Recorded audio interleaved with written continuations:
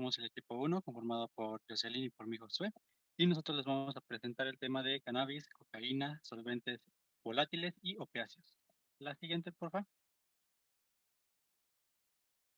Dentro de nuestra tabla de contenidos, pues vamos a repasar la cannabis, a la cocaína, a los solventes y por último vamos a tener a los opioides.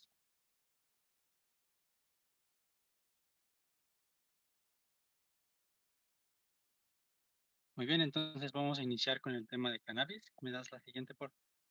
Bueno, entonces, por parte de la cannabis, también llamada marihuana, hierba, pasto, weed, maría, juana o hachís, entre otros términos callejeros, vamos a ver que esta va a ser una sustancia psicotrópica depresora del sistema nervioso central y que esta va a ser obtenido por medio de la planta cannabisativa. Esto es muy importante ya que vamos a ver que esta planta cannabisativa va a contener dentro de sus varios compuestos moleculares el THC o también denominado como delta 9 tetrahidrocannabinol. Y como lo podemos ver en la imagen de debajo, esta es la molécula del delta 9 tetrahidrocannabinol. La siguiente, por favor. Sin embargo, vamos a ver que si revisamos la bibliografía, nos dice que se han descubierto más de 400 cannabinoides. Sin embargo, hay algunos que tienen mayor relevancia, como lo vemos en la imagen. Dentro de los que mayor importancia tienen, ya sea por sus actividades psicotrópicas, por sus actividades económicas o por sus actividades sociales, vamos a tener a los cannabinoides como el THC, el cual va a ser la piedra angular dentro de la marihuana, debido a que este va a ser el factor psicoactivo de esta misma cannabis. Vamos a ver que este va a ser utilizado como fines recreativos y va a ser la piedra angular de este tema. Sin embargo, tenemos algunos otros más comerciales, como lo puede ser el CBD, denominado como cannabidiol. Este, a diferencia del THC, pues va a ser la parte comercial debido a que no tiene efectos psicotrópicos y está utilizado principalmente con fines de medicamentos. También tenemos al CBG. Igualmente vamos a ver que esta parte del cannabinol no va a ser psicotrópico y que este va a ser utilizado principalmente como antibacteriano y un antibiótico. Y por último tenemos al CBN, el cual igualmente va a ser un producto de la degradación del THC, sin embargo, tampoco va a ser psicoactivo y va a ser utilizado con fines sedantes y de fines relajantes. La siguiente, por favor. A su vez, como lo vimos, tenemos más de 400 cannabinoides, algunos más importantes que otros. Sin embargo, también tenemos que hablar de las semillas y por ende de la planta de cannabis. Vamos a ver que dentro de las múltiples variedades que hay de esta planta, vamos a tener a la principal, que va a ser la cannabis sativa. Algunas de estas características, pues es que es de gran estatura, tiene ramas largas con distancias internodales grandes, va a tener sistema de raíces ampliamente extendido y van a ser hojas grandes, largas y finas. Sin embargo, también tenemos algunas otras variedades dependiendo de la región, como por ejemplo la cannabis indica o la cannabis ruderalis. La siguiente, por favor. Y bueno, dentro de las presentaciones del consumo a nivel comercial, vamos a ver que la más común es por medio de la producción y trituración de la cannabis sativa por medio de los cigarros de marihuana. Sin embargo, vamos a tener algunos otros, como por ejemplo en forma de té, en cualquier tipo de repostería o cualquier tipo de dulce, como pueden ser gomitas, pueden ser chocolates, paletas, entre otros. Sin embargo, también tenemos algunos más intensos, como puede ser el extracto de cannabis en forma de aceite o la resina de esta misma marihuana, que vulgarmente se le denomina también como el hachís. La siguiente. Muy bien, entonces por parte de su epidemiología, vamos a ver que esto es muy importante, debido a que como podemos intuir, pues esta marihuana pues va a ser la droga ilícita más consumida en el mundo. Y algunos de los datos que pueden respaldar esta oración es que pues aproximadamente 200 millones de personas consumieron cannabis en cualquiera de sus presentaciones en el año de 2019. Yéndonos un poco más por parte de regiones, vamos a ver que en Norteamérica lo consumieron aproximadamente 47 millones de personas, en Australia y Nueva Zelanda 5.5 millones, en África Occidental y Central 30.7 millones, en Asia Oriental 20.3 millones y por último en Europa Oriental hay registros de 4.6 millones. Sin embargo, hay datos epidemiológicos un poco más graves, como por ejemplo el inicio del consumo de la marihuana es de aproximadamente de entre un rango de 12 a 17 años, donde hay una mayor prevalencia de este consumo en un rango de entre 18 a 25 años. donde el sexo masculino pues va a ser quien tiene el mayor consumo de esta cannabis y donde en 2019 22.1 millones de personas sufrieron de algún trastorno debido a la adicción de esta misma cannabis. Por otro lado, vamos a ver que en nuestro país más de 15 millones de personas mexicanos consumieron cannabis, esto en el año 2019, donde igualmente, como lo podemos ver en el inicio global, el inicio promedio fue a partir de los 12 años y los estados de la República donde tienen mayor registro de consumo de la marihuana es en Sinaloa, en Chihuahua, el Estado de México y Guadalajara. Igualmente, vamos a ver que el sexo masculino es quien predomina en el consumo y va a tener un rango de consumo desde los 12 años hasta los 65 años. Igualmente, un dato bastante preocupante es que México produjo alrededor de 8.000 toneladas de cannabis, esto en el año 2009. La siguiente, por favor. Y bueno, siguiendo igualmente con algunos datos de epidemiología en nuestro país, vamos a ver que según datos o registros del año 2011,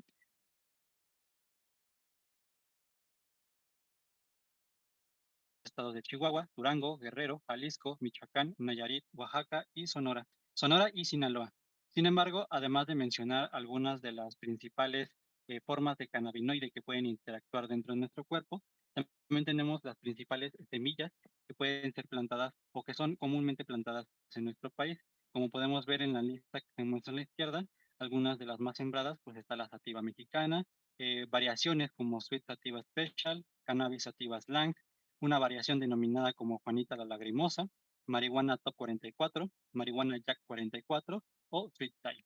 Igualmente, vamos a ver que en julio del 2011 se reportó que en el estado de Baja California Norte se descubrió el planteo más extenso de marihuana que fue encontrado en casi todo el territorio de Baja California Norte, debido a que se encontraron más de 120 hectáreas. La siguiente, por favor. Y bueno, posteriormente vamos a tener el mecanismo de acción de la marihuana. Vamos a ver que este mecanismo de acción muchas veces puede ser bastante largo y eh, puede producir que nos podamos enredar dentro de este. Sin embargo, para poder explicarlo de la manera más sencilla, tenemos que iniciar hablando del sistema endocannabinoide. Entonces, por parte del sistema endocannabinoide, como lo dice su nombre, va a ser un sistema que está dentro de nuestro organismo y que este sistema se va a basar o va a funcionar por medio de receptores, los cuales van a ser los receptores CB1 y los receptores CB2. Como lo vemos en la imagen, estos receptores están distribuidos a lo largo y ancho de nuestro cuerpo. Sin embargo, los que van a tener mayor relevancia dentro del mecanismo de acción de la marihuana van a ser los receptores CB1, que como podemos ver en la imagen, estos receptores CB1, si bien están esparcidos en todo el cuerpo, tienen una mayor concentración dentro de la parte del encéfalo, lo cual puede estar muy relacionado con el sistema nervioso central. Posteriormente vamos a ver que este sistema endocannabinoide va a jugar con una analogía de llave y herradura, siendo la llave la molécula psicoactiva, que puede ser el THC o delta 9 tetrahidrocannabinol, y posteriormente la herradura va a ser representada por medio del receptor celular, que se encuentra, como lo dice en su nombre, en la célula. Sin embargo, vamos a ver que dentro del sistema cannabinoide lo vamos a poder dividir en dos partes, el que ya les expliqué, que es el sistema endocannabinoide, y posteriormente los cannabinoides derivados de plantas, también llamados cannabinoides externos o también llamado fitocannabinoide. Entonces, para la parte final del mecanismo de acción, vamos a ver en la imagen inferior izquierda que tenemos dos partes, el endocannabinoide y el fitocannabinoide. Vamos a ver que gran parte de este mecanismo de acción lo va a llevar el receptor CB1. El endocannabinoide va a jugar un papel muy importante en nuestro cuerpo debido a que este va a participar dentro de la homeostasis de nuestro cuerpo. Algunas de las regularizaciones homeostáticas, por ejemplo, puede ser la regularización y mayor resistencia ante el dolor, o, por ejemplo, algunos otros como la regulación de la glucosa dentro de nuestra sangre. Entonces, vamos a ver que de manera normal, estos endocannabinoides representados por la anandamida se pueden acoplar al receptor CB1. Sin embargo, el problema va a ser cuando un fitocannabinoide, como por ejemplo consumido por un cigarro de marihuana, contiene en vez de una anandamida, una molécula de anandamida, contiene una molécula de THC o de delta 9 tetrahidrocannabinol, el cual va a ser la molécula psicoactiva. Entonces vamos a ver que este THC se va a acoplar al receptor CB1, el cual este receptor CB1, como se muestra en la imagen central, va a estar posicionada principalmente en la neurona presináptica y posteriormente vamos a ver que este THC va a empezar a invadir cada vez más a los receptores CB1. Es por esto que esta molécula psicoestimulante va a empezar a invadir cada vez más estos receptores CB1, por lo cual va a evitar la correcta comunicación entre neurona y neurona, generando una falla de la sinapsis y posteriormente pues va a generar toda la clínica que posteriormente vamos a ver que produce el cannabinoide, donde vamos a ver que hay una pérdida de la realidad, hay euforia, hay pérdida del habla y una marcha atáxica.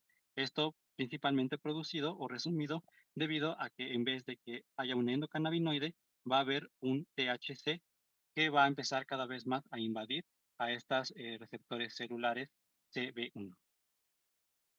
La siguiente, por favor.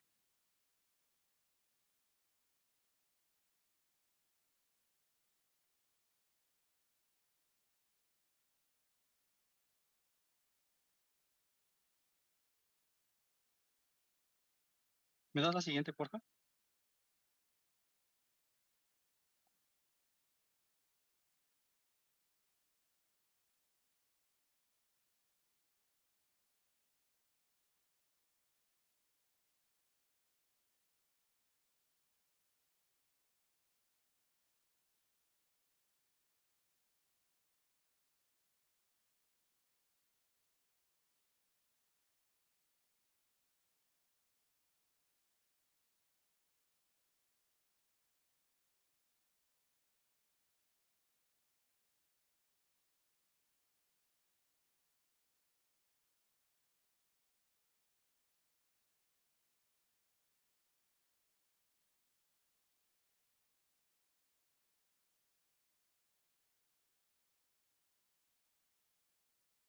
¿Ya no se puede, Doc? Me parece, creo que Raúl no puede cambiar la siguiente. Ujú. ¿Diapositiva? Sí. Ya está. Ya. Muy bien. Entonces, posteriormente, una vez explicado el mecanismo de acción de esta marihuana, vamos a ver la parte farmacodinámica y la parte farmacocinética de esta cannabis.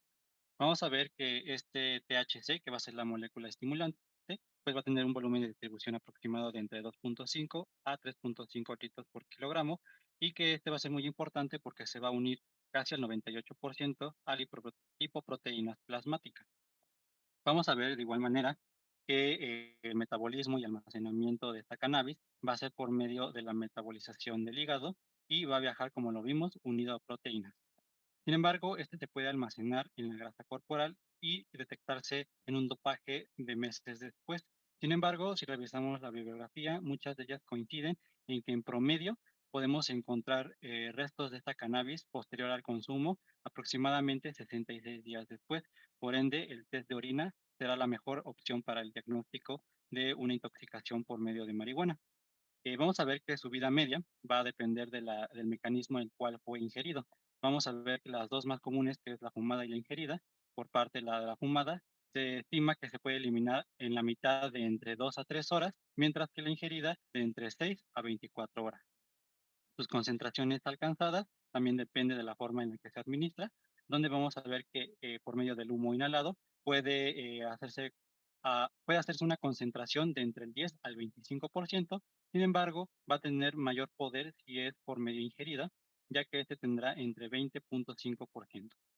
Después, y por último, vamos a ver la depuración y la eliminación de esta, donde vamos a ver que se elimina principalmente por la orina y, y principalmente gracias a la ingesta de agua que nos va a ayudar a desecharla.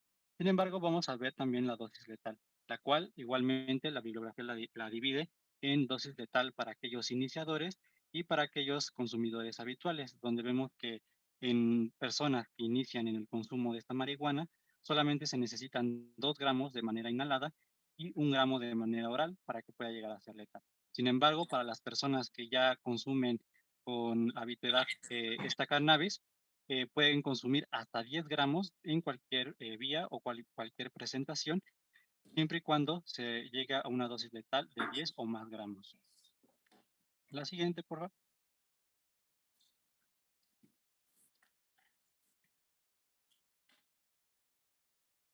Muy bien, y posteriormente ya vamos a pasar a la clínica de esta marihuana o del delta 9 tetrahidrocannabinol. Vamos a ver que para poder revisar la clínica de la marihuana, tenemos que mencionar que los efectos pueden estar más o menos presentes dependiendo de la forma en la que se administró esta. Es por eso que se debe de enfatizar en cuáles son las principales formas en las que esta marihuana entra al cuerpo o al sistema.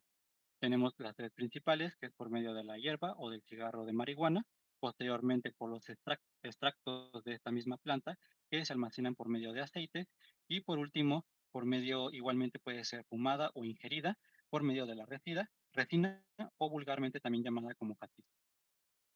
La siguiente, por favor. Otra.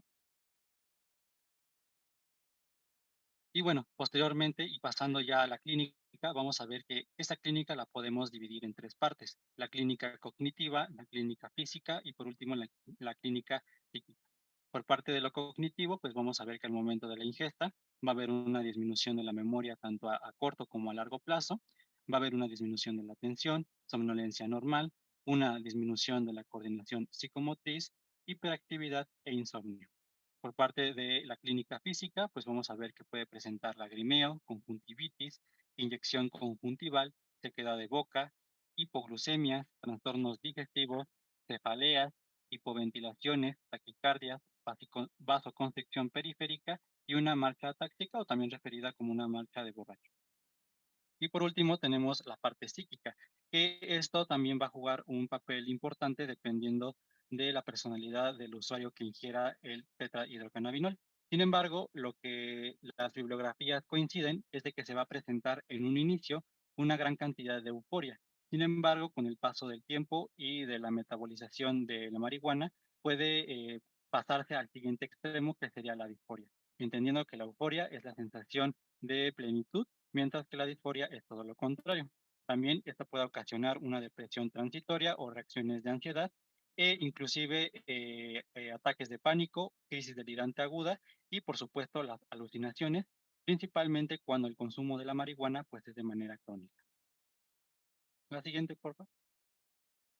Y bueno, dentro de los múltiples trastornos que puede causar el consumo de la cannabis, tenemos seis principales, que va a ser el delirium, la psicosis, el flashback o regresiones, inclusive llamados como déjà vus, los trastornos del humor y la ansiedad, el síndrome amotivacional y la intoxicación.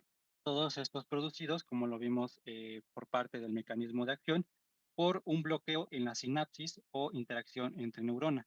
Por ende, la pérdida de la realidad va a ser uno de los principales efectos crónicos del consumo de la marihuana, al igual que los episodios de flashback o regresión, donde básicamente aquí vamos a diagnosticar que el paciente, además de tener una pérdida de la corteza de la masa prefrontal, pues esto se va a manifestar en la pérdida de la realidad. La siguiente, por favor.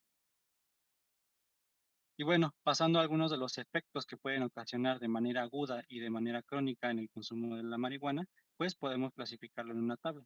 Por parte de los agudos, pues vamos a ver que va a haber deterioros de la memoria, va a haber deterioro de la atención, de la coordinación, un aumento del ritmo cardíaco o taquicardia, episodios psicóticos y aumento de riesgo de accidentes automovilísticos, principalmente pues por los efectos sedantes de esta marihuana.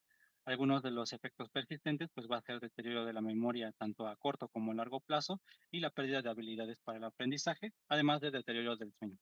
Y por parte de los efectos de manera crónica o por consumo crónico de esta marihuana, pues tenemos la adicción principalmente, el aumento de la tos crónica, la bronquitis aguda y crónica, cáncer broncogénico y arritmias, además de la adicción del EPOC, que se mencionaba, no importa si es consumo de tabaco o consumo de marihuana, con tal de que inicien estos factores carcinógenos, pues tienen el mismo factor de riesgo de padecer este EPOC.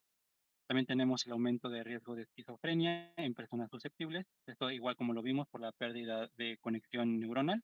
Y por último, el aumento de riesgo de ansiedad, depresión y síndrome amotivacional. La siguiente, por favor. Y bueno, una vez que ya hemos visto todos los efectos y la clínica, ya sea de manera física, psíquica o social, o los efectos agudos y crónicos, pues tenemos algunos de los criterios diagnósticos que nos da el DSM-5 para saber si el paciente sufre de una adicción a la cannabis. Como lo podemos ver en la diapositiva, esta nos da diferentes signos que el paciente puede mostrar, la cual nos los enlista desde el número 1 hasta el número 11, y dependiendo de cuántos puntos o signos el paciente cumpla, podremos clasificarlo en leve, moderado o grave, entendiendo que una adicción leve es con la presencia de 2 a 3 síntomas de los que se presentan aquí. Una adicción moderada es la presencia de 4 a 5 síntomas. Y por último, una adicción grave y que incluso puede llegar a ser mortal es con la presencia de 6 o más síntomas de los que se presentan. La siguiente, por favor. Y bueno, dentro del tratamiento por intoxicación de marihuana, vamos a ver que esta puede ser dividida en una intoxicación leve o una intoxicación moderada. Sin embargo, dependiendo de cuál sea de estas dos, podemos realizar de manera rápida el provocar el vómito en pacientes y posteriormente realizar un lavado gástrico. Sin embargo, cuando la intoxicación es grave, pues podemos ayudarnos de ciertos fármacos para ciertos signos o síntomas específicos de la intoxicación, ya que como lo vemos en la parte inferior, se necesitan solamente 500 gramos de esta cannabis en cualquiera de sus presentaciones o de forma de ingesta para causar una intoxicación. Sin embargo, en los artículos se menciona que para poder atender a un paciente por intoxicación, se debe de seguir el tratamiento de ABCD, el cual, como ya sabemos, vemos que la A será verificar que la vía aérea del paciente eh, esté permeable y que disponga de oxígeno suficiente para su mantenimiento. Posteriormente, tenemos que evaluar las características de ventilación y apoyarla en caso de que sea necesario. Posteriormente, en el rubro C, tenemos que palpar pulsos periféricos y el estado de perfusión y cuantificar la escala de coma del paciente en el caso que lo esté por medio de la escala de Glasgow. Y por último, pues tenemos que exponer al paciente en búsqueda de alguna lesión que no hayamos encontrado y que se haya causado debido a los efectos sedantes de esta marihuana. Y posteriormente, pues tenemos algunos signos característicos de una intoxicación grave por medio de marihuana, como por ejemplo tenemos la hipertermia, donde cuando se presenta, lo primero que debemos hacer es de intentar bajarla por medio de medios físicos. Sin embargo, cuando los medios físicos no funcionan, podemos proceder a otros fármacos, principalmente el metamizol, administrado de vía intravenosa, 1 gramo, o la administración del paracetamol, igualmente intravenosa, con 1 gramo. Posteriormente, si se presenta el dolor precordial o dolor torácico, tenemos que considerar un síndrome coronario agudo, esto producido por el consumo crónico de esta marihuana, y revisar los protocolos de la AJA. Posteriormente, si tenemos algún ataque de ansiedad, tenemos que proceder principalmente a mantener al paciente en una habitación donde no haya estímulos que puedan afectar este cuadro de ansiedad, como lo son luces o grandes ruidos, y posteriormente la aplicación de benzodiazepinas como el midazolam con una dosis de 0.025 a 0.1 miligramos por kilogramo. Por otra parte, tenemos a las convulsiones, las cuales, como lo vimos, pues pueden ser causadas debido a este shunt eléctrico que puede causar entre neurona a neurona, donde el manejo debe de ser principalmente con diazepam, una dosis de 2 a 20 miligramos en función al peso del paciente, y posteriormente revisar los protocolos locales. Y por último, la hiperemesis, la cual puede ser tratada con ondansetron vía intravenosa, 8 miligramos, diluido en 100 miligramos, con una solución salina, y que va a ser administrada por infusión lenta de 15 a 20 minutos y se va a considerar la rehidratación de clasificación número 4. La siguiente, por favor.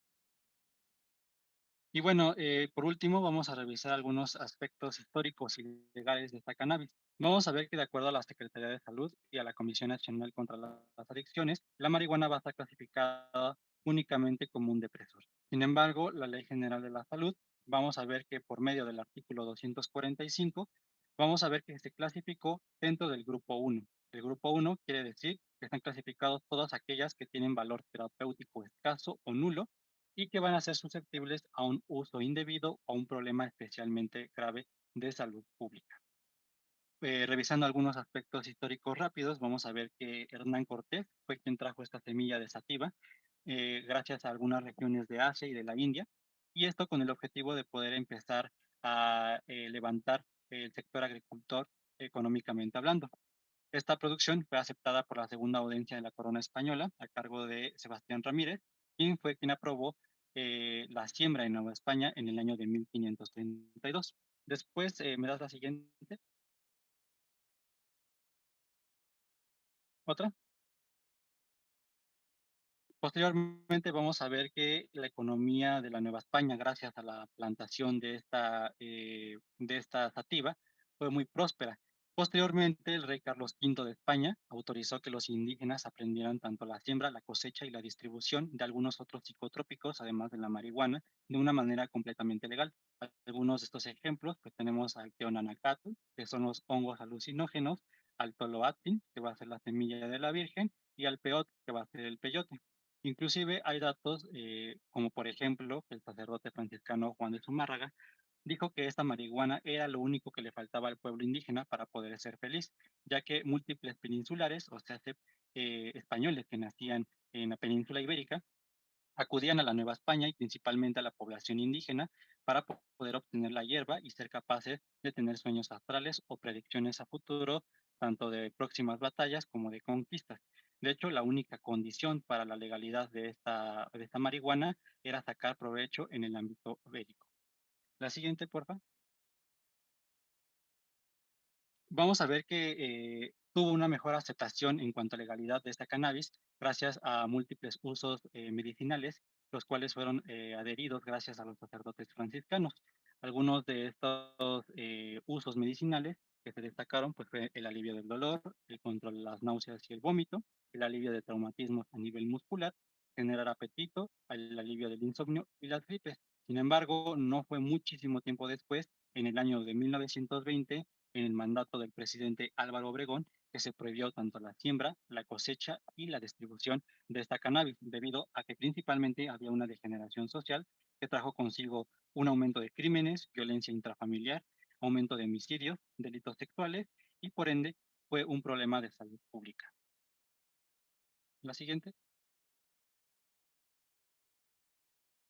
Sin embargo, en tiempos más actuales vamos a ver que en el año de 2015, la primera sala de la Suprema Corte de Justicia de la Nación, gracias a 4 votos a favor y 1 en contra, fue que se aprobó el consumo de la marihuana siempre y cuando fuera con fines lúdicos y recreativos a personas que interpusieron un amparo y una demanda ante la Ley General de la Salud. Una de estas 4 personas fue Graciela Lizalde, que en ese momento, en el año de 2015, contaba con 8 años de edad, la cual sufre de un síndrome llamado síndrome de Lennox-Gastaut, el cual le hacía sufrir hasta 400 convulsiones diarias. Posteriormente, gracias a la legalización y la aprobación por medio de la Ley General de la Salud, se le aplicó este medicamento, el cual estaba compuesto principalmente por los aceites, como lo vimos anteriormente, de la sativa. En específico, fue hecho gracias al cannabinol. Esto mostró efectos casi inmediatos en la salud de Graciela Elizalde y por ende, y gracias a estos efectos casi inmediatos, fue que fueron utilizados en otros países como en Estados Unidos, España o Brasil. Sin embargo, vamos a ver que en 2022, vamos a ver que gracias al antecedente del 2015 y a la aprobación de la Ley General de la Salud, gracias a Graciela Elizalde, la flexibilidad en cuanto a la legalidad de la marihuana actualmente, pues ha estado más flexible, ya que actualmente en 2022 la aportación y el consumo de la marihuana es legal siempre y cuando no rebase los 5 gramos de esta marihuana. Como dato importante, también podemos mencionar que en el año 2016 el expresidente Enrique Peña Nieto hizo aumentar la aportación máxima legal de 5 gramos hasta los 28 gramos. Sin embargo, esta iniciativa fue totalmente rechazada gracias a que no hay una cultura del respeto de la legalidad de la marihuana en México. Sin embargo, vamos a ver que actualmente se pueden encontrar productos medicinales que van a estar hechos a base de lo que comúnmente se conoce como la parte disminuida de la marihuana, que va a ser el CBD, que va a ser pues la parte no recreativa o la parte no psicotrópica de la marihuana y que inclusive lo podemos encontrar en productos muy comerciales, que inclusive transmiten comerciales en cadena nacional, como lo pueden ser pomadas y el ejemplo que tenemos pues es el marihuanol. Sin embargo, y a pesar de esta flexibilidad en cuanto a la legalidad, vamos a ver que la aportación, no importa si se tiene la intención de consumo o de distribución, simplemente con la aportación mayor a 5 gramos en México, esto va a meritar entre 2 a 8 años de prisión. La siguiente, por favor. Y bueno, hasta aquí tenemos el tema de marihuana. Posteriormente vamos a pasar al tema de los solventes. ¿Me das la siguiente? Muy bien, entonces por parte de los solventes, vamos a ver que un solvente volátil va a ser cualquier tipo de solvente, ya sea de tipo casero o de tipo industrial, que contenga alguna sustancia nociva, como por ejemplo los acetatos, los benzenos, el cloroformo, el éter o el tolueno, el cual va a ser muy importante y podemos decir que es uno de los químicos más dañinos que se pueden encontrar dentro de estos solventes. Estos solventes pues van a ser sustancias químicas tóxicas que se van a transformar muy fácilmente en gas cuando se exponen al aire y que van a alterar funciones cerebrales causando grandes daños al organismo y que inclusive cuando se mencionaba una persona es principiante en el consumo de estas sustancias puede causar la muerte instantánea. La siguiente, por favor. Muy bien, entonces dentro de la clasificación de todos estos solventes, los vamos a tener en solvente, en aerosoles o spray, gases y nitritos. Por parte de los solventes, como ya lo vimos, van a ser cualquier tipo de sustancia, ya sea casera o química, que contengan principalmente un hidrocarburo o un halógeno. Algunos de los principales ejemplos de estos solventes pues van a ser los combustibles, los pegamentos, los removedores de barnices, los adelgazadores de las pinturas, desmanchadores o líquidos correctores. Y la composición química que más va a afectar al organismo, pues tenemos a los heptanos, a los octanos y al tolueno principalmente. Posteriormente tenemos a los aerosoles o sprays. Estos principalmente se van a encontrar de manera comercial en sprays de pintura, sprays para el cabello, desodorantes, sprays analgésicos o limpiadores para computadora que puedan contener alcohol isopropílico. Como lo vemos dentro de su composición química, pues lo que más afecta van a ser el butano, el propano y los fluorocarbonos. Después tenemos a los gases. Estos pueden inclusive estar compuestos como en el óxido nitroso o gas de la risa, que comúnmente se utilizaba en los consultorios dentales y que actualmente, gracias a este factor adictivo que muchas veces puede tener el óxido nitroso, pues ya está totalmente en desuso. Como lo vemos, algunos de los ejemplos, pues puede ser el gas o el líquido para encendedor, los extintores de fuego o los anestésicos. El principal factor químico que hará repercusiones en el cuerpo, pues será el butano y el isopropano. Y por último tenemos a los nitritos, que van a ser nitritos de aquilo volátiles y que también van a estar denominados como los poppers.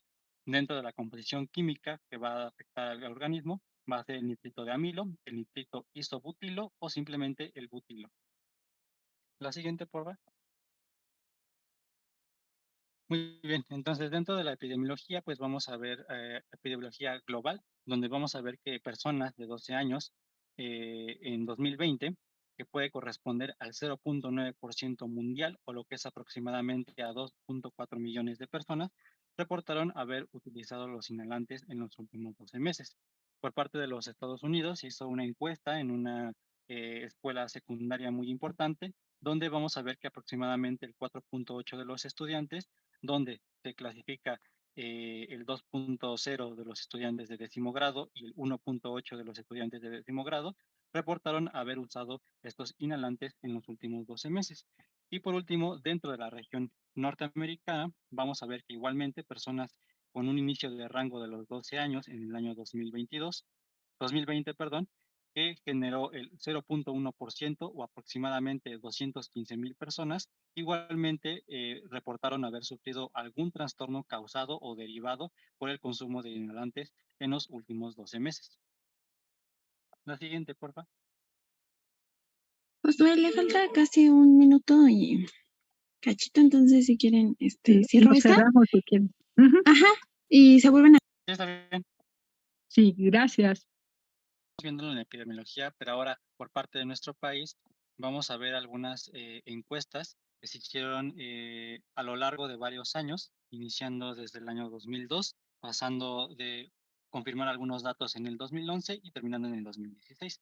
Como lo vemos en las gráficas, nos muestran el principal o las tendencias de consumo de drogas alguna vez en la vida en una población que va desde una edad desde los 12 hasta los 65 años. Como lo vemos, tenemos diferentes velas, la cual va desde el inicio, que es desde el 2002, hasta terminar en el 2016 y posteriormente nos muestra diferentes tipos de drogas que tienen alto consumo en México. Vamos a ver que por parte de los inhalables va a ser la quinta droga más consumida, Sin embargo, lo que podemos rescatar de esta parte epidemiológica es que, como vemos, a partir del 2002 y hasta el 2016 ha ido en crecimiento el consumo de inhalables.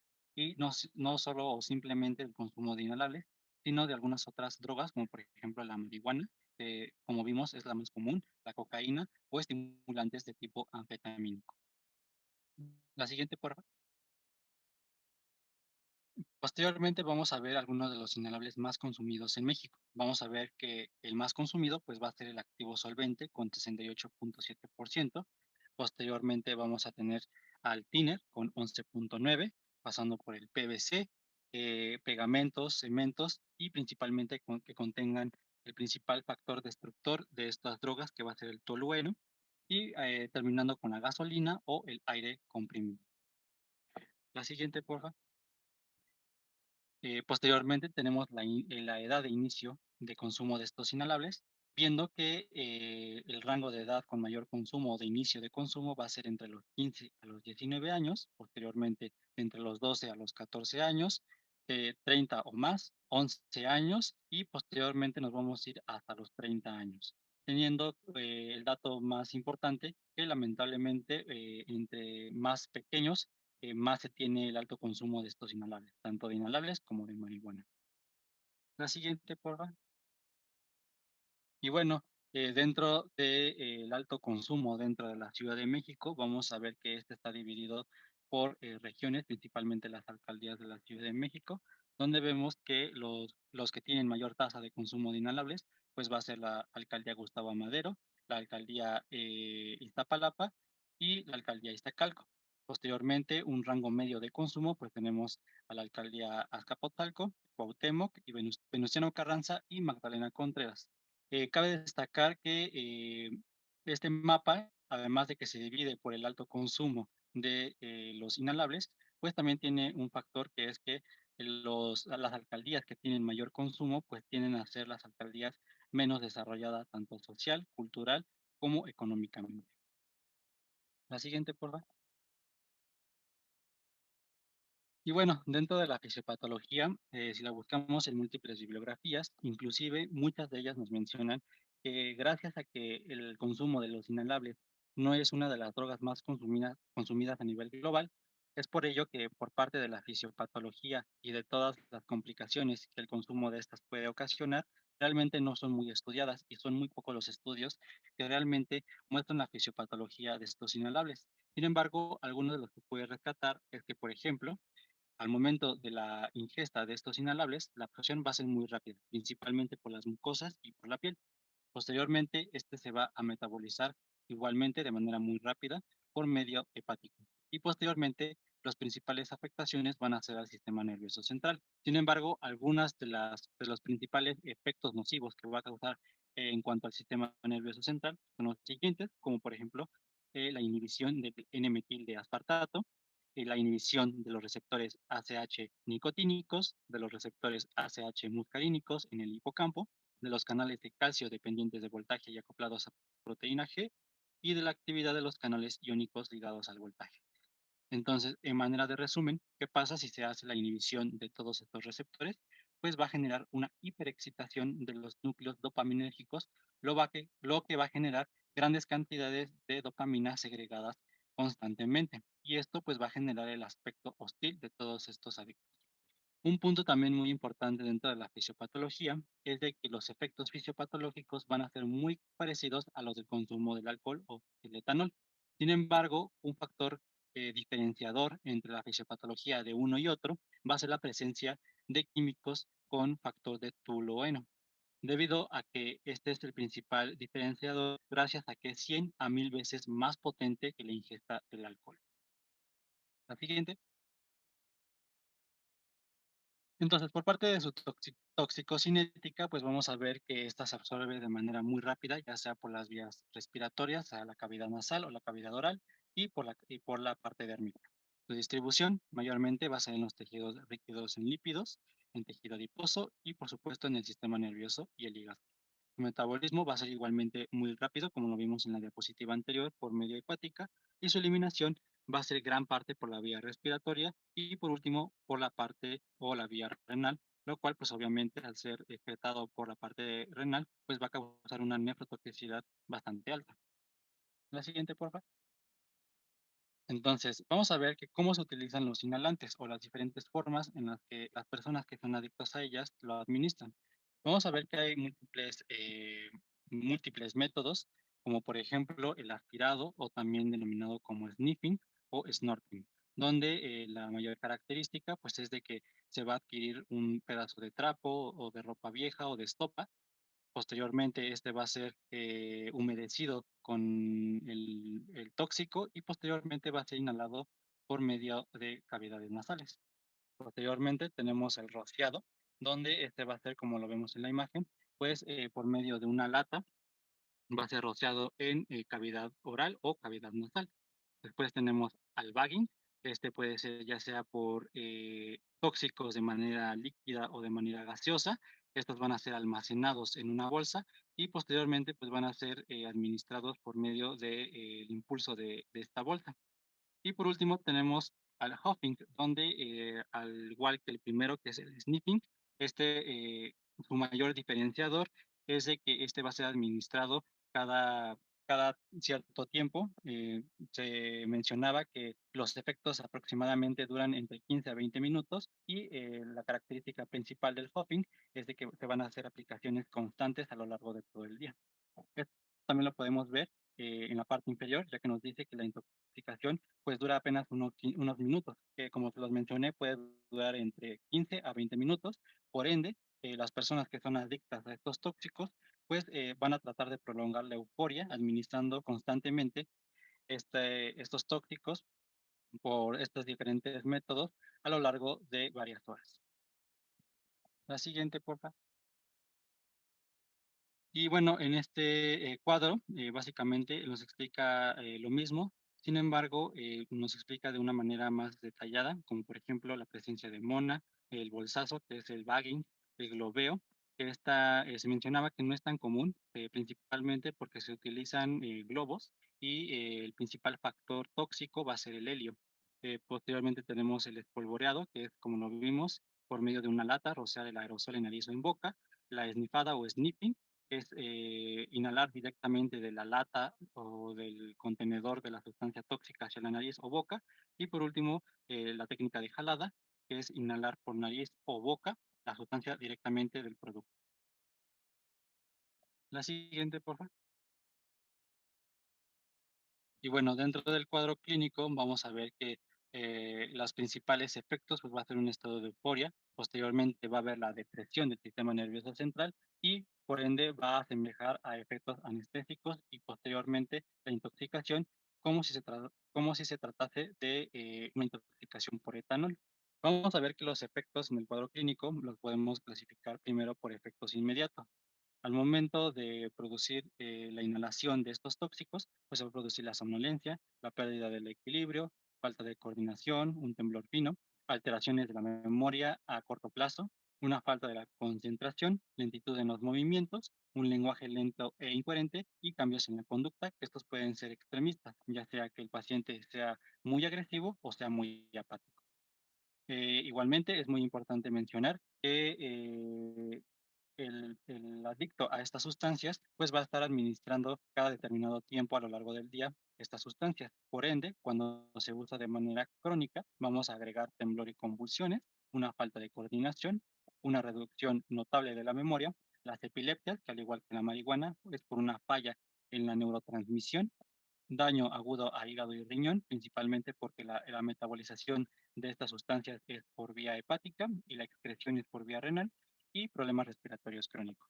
Sin embargo, muchas veces no es necesario ver estos efectos debido a que los podemos ver en el aspecto general, donde podemos identificar una persona que pues es presuntamente adicta a estas sustancias gracias al olor a solventes tanto en su ropa como en cuerpo, a la irritación e inflamación de cavidad nasal, a las constantes hemorragias producidas por la irritación de la mucosa, pérdida de apetito y peso, un rostro pálido o azulado debido a los problemas respiratorios crónicos, ojos rojos, pupilas dilatadas y una marcha táctica, como lo habíamos mencionado, una marcha de borracho. La siguiente, por favor.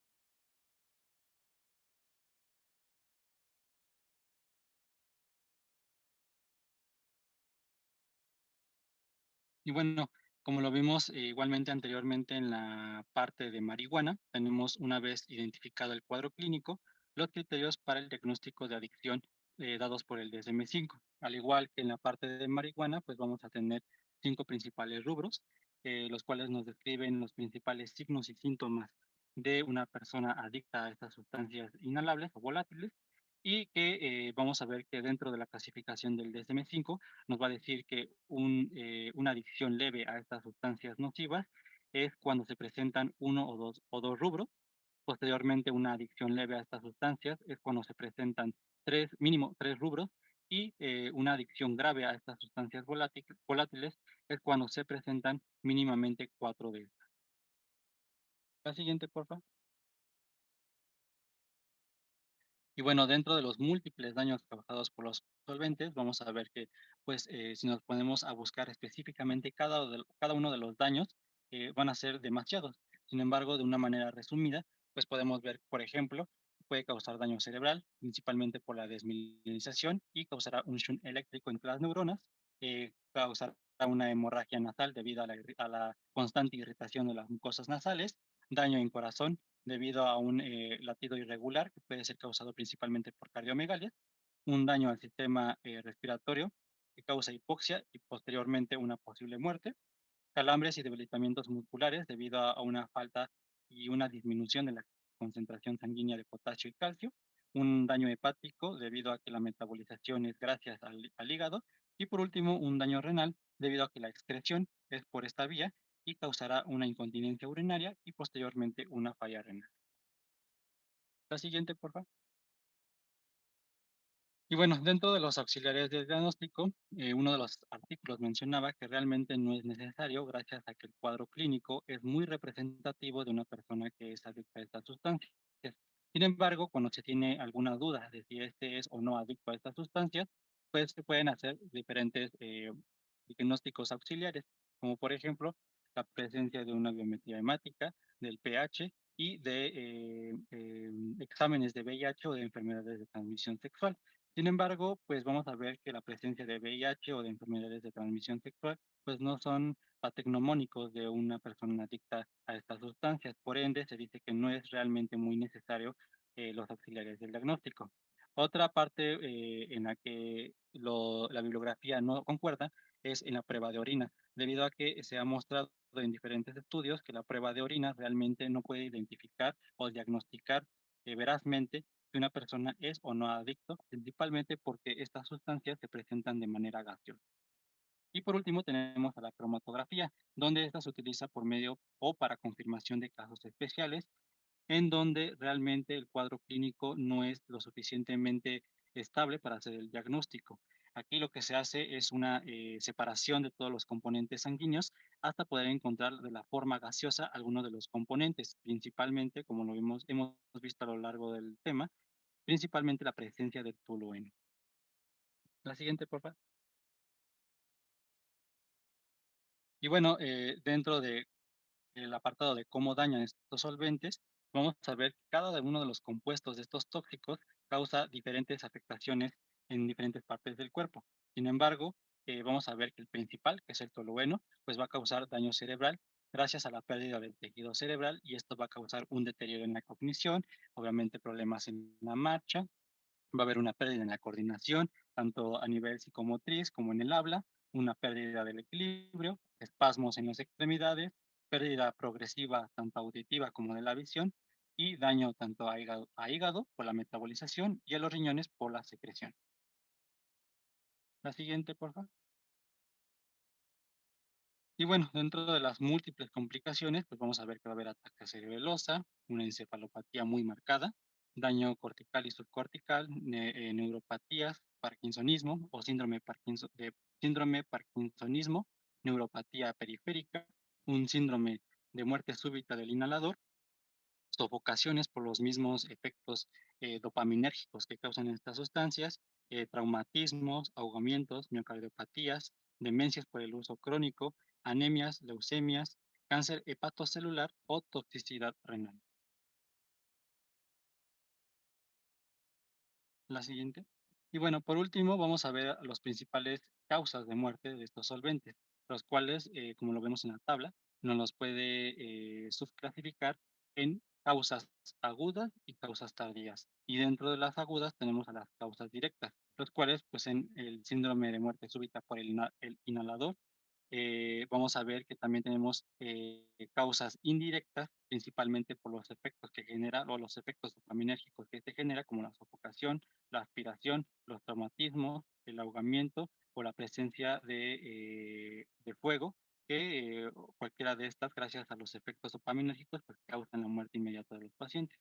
Y tenemos por último a las tardías, donde son producidas gracias al uso crónico de estas sustancias, donde vamos a ver a la miocardiopatía, a la toxicidad del sistema nervioso central, donde se va a manifestar con demencia y disfunción del tronco cerebral por principalmente el tolueno, y las hematológicas como la anemia, la aplasia, la leucemia, el carcinoma hepatocelular y la toxicidad renal, que va a causar ya sea nefritis, nefrosis o necrosis tubular.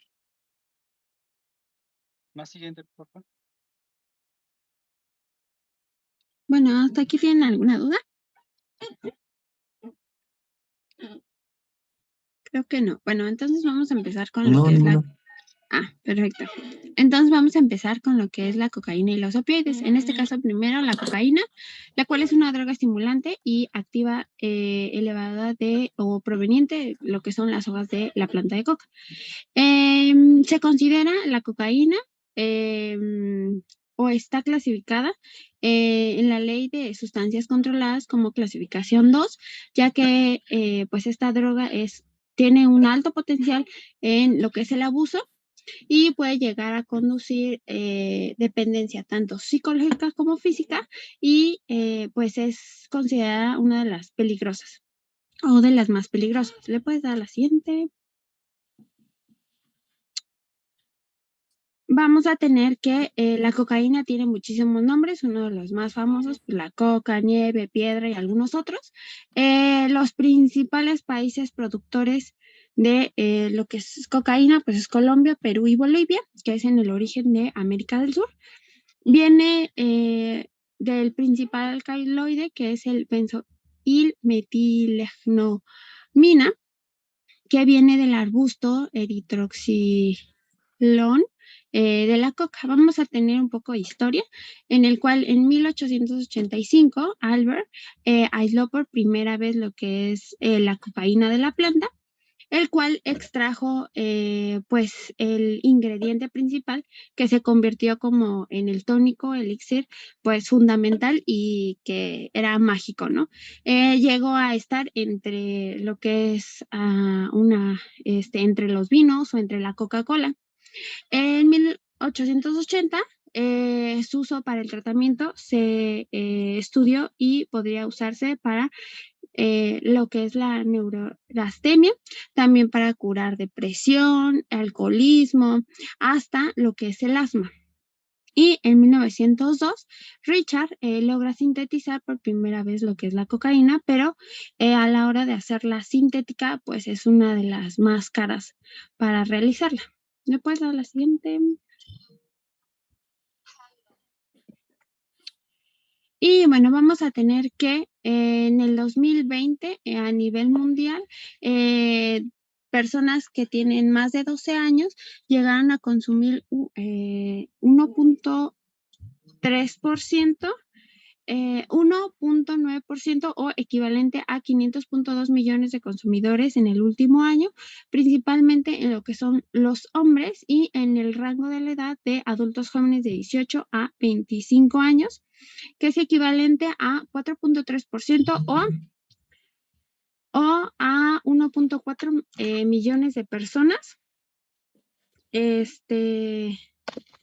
que consumieron cocaína. En el segundo lugar pues, están los adultos de 26 años o más, que es equivalente a 1.7% o a 3.6 millones de personas que han consumido cocaína. Aquí en México, el último estudio que se hizo fue en el 2018, en el cual en el último año pues fue 1.9% de las personas que consumieron, predominantemente 2.2% los hombres, y en el último mes también hubo 1.2% de consumo, que pues también predomina con 1.4% en hombres y 0.9% en mujeres. Es mucho más el consumo en hombres. ¿Me puedes dar la siguiente, por favor? En este caso podemos ver la gráfica que es de pues todas las drogas que se llevan a consumir en el 2020, en el cual la cocaína está en el quinto lugar con un consumo de 5.2 millones en ese año, de 12 años en adelante, las personas que llegan a consumir. Después, al siguiente. Y bueno, el consumo va a haber diferentes tipos de consumo. La más común pues es la inhalada. También se puede llegar a colocar en lo que son las mucosas, se puede fumar o se puede hacer vía intravenosa. Los factores de riesgo van a jugar un papel muy importante para que consuman este tipo de drogas o esta droga, más que nada entre la edad de 18 a 25, que sean hombres y que tengan alguna otra toxicomanía como tabaquismo o alcoholismo, o que también tengan antecedentes serofamiliares. También puede de que tengan ya una depresión o una alta accesibilidad, una baja una alta percepción del riesgo, que también tenga pues presión social o de los pares, que haya una baja adherencia a la escuela y que haya una relación violenta en la familia. ¿Me dan un minuto, por favor? Hablando de violencia.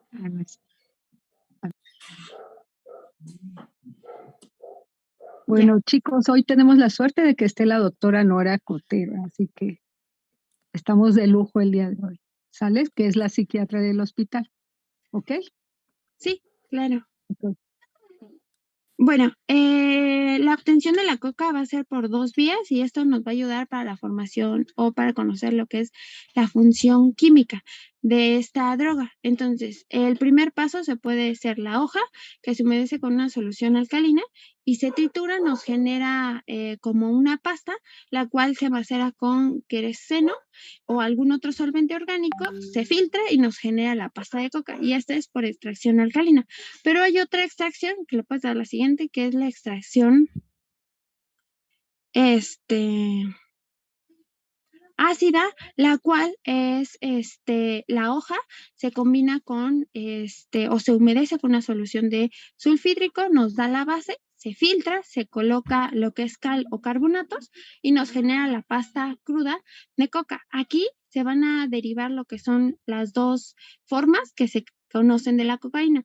La pasta se convierte en clorhidrato de cocaína por una solución diluida de oxidante como el agua oxigenada. Se filtra y nos genera el primer componente, que son los cristales de cocaína o la base libre, o también conocida como el crack. Si se vuelve a filtrar y se agrega la solución diluida de un oxidante, nos genera las sales de la cocaína o el clorhidrato de cocaína, que es conocido como el polvo.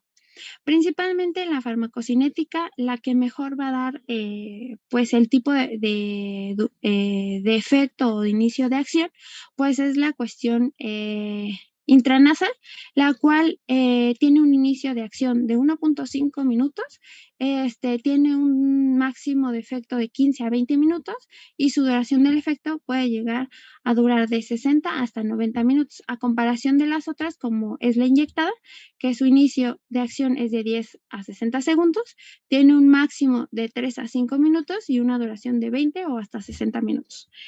Y en el cuestión de la aspirada o fumada, tiene una acción de 3.5, tiene un máximo de 1.3 minutos y una duración de efecto de 5 hasta 15 minutos. ¿Le puedes dar la siguiente?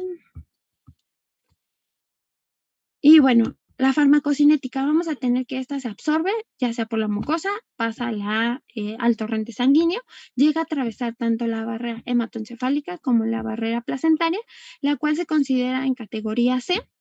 Esta se va a generar una desmetilización, se desmetila en lo que es el hígado y es hidrolizada por ésteres de suero. Se metaboliza en el hígado por narcococaína y genera un estado de preanestesia. Y obviamente pues se excreta por vía renal. En el caso de vía intravenosa va a tener un volumen de distribución de 2.7 litros por kilogramo y hasta una biodisponibilidad de casi el 100%. En el caso del mecanismo de acción de la cocaína vamos a tener que normalmente el proceso de la comunicación de las neuronas libera dopamina dentro de la sinapsis, donde se une a los receptores de lo que es la dopamina y las neuronas adyuvantes. Normalmente esta proteína especializada pues se llama lo que es la transportadora de la neurona transmisora, que es transportadora de dopamina y la cual va a reciclar la dopamina. Pero cuando se consume cocaína, vamos a tener que esta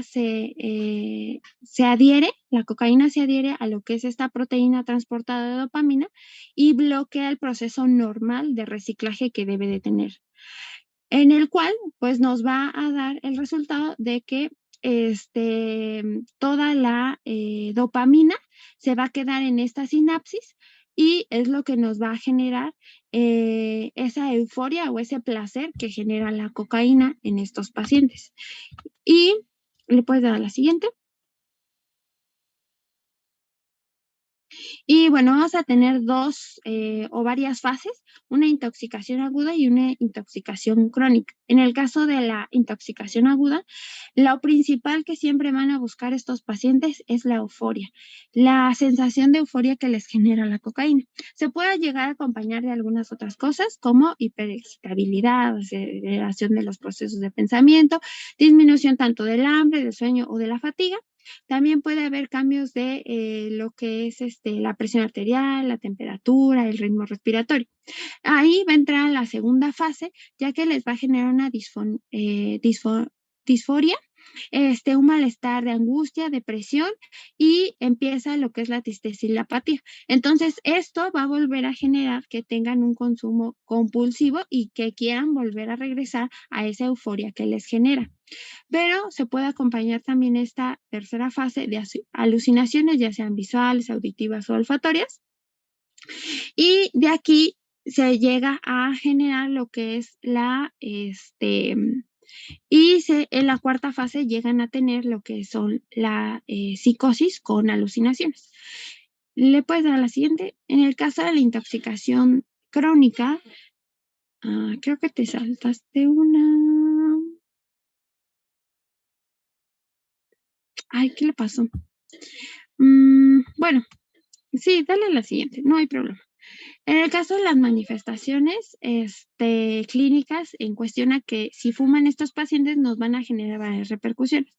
En el caso del sistema nervioso central o en la parte del cerebro nos va a generar una desmineralización de los axones de las neuronas en la parte del lóbulo frontal y nos va a generar lo que es la limitación de la memoria, la atención y la concentración.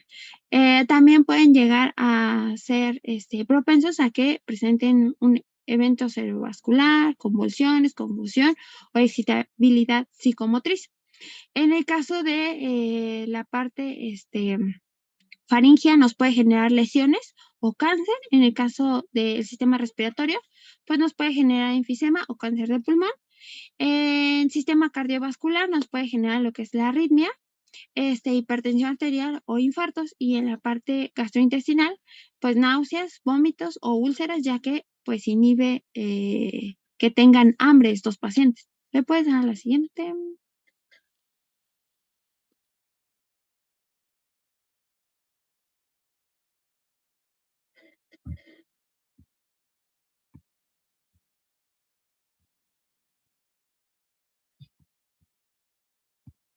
Gracias. Se movieron. Bueno, ya está aquí. Como les decía, la segunda fase o la segunda fase más grande es la intoxicación crónica. Algo principal que nos va a dar características tanto en exploración física de estos pacientes es la perforación del tabique nasal, ya que va a generar una vasoconstricción tanto en la mucosa como en el cartílago, una isquemia, y esto nos genera una necrosis y pues la perforación de este. Se puede acompañar a algunos otros trastornos físicos como la parte cardiovascular de las arritmias o la isquemia miocárdica. En el caso de la parte del pulmón, pues, hemorragias, disnea, edema agudo. En el caso de la parte digestiva, pues vómitos, náuseas, dolor abdominal y algunas complicaciones neurológicas, pues convulsiones, pérdida de conciencia o hipertensión de vasoespasmos.